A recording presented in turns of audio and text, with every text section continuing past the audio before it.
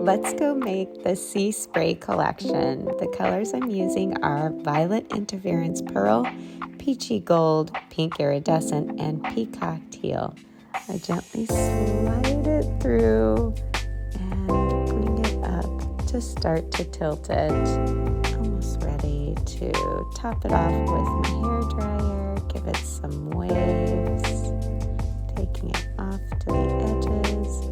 Kind of go back and forth to give a little layering. Thanks so much for joining me today as we make this Sea Spray collection with acrylic pour paint. I am always wishing you happy creations.